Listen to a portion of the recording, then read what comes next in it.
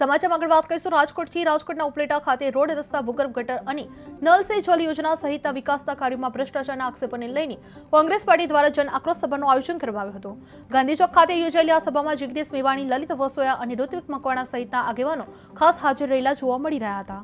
આજે ઉપલેટા ખાતે ઉપલેટા શહેર અને તાલુકા કોંગ્રેસ દ્વારા લોકોના પ્રશ્નોને ઉજાગર કરવા માટે જન આક્રોશ સભાનું આયોજન કરવામાં આવ્યું હતું।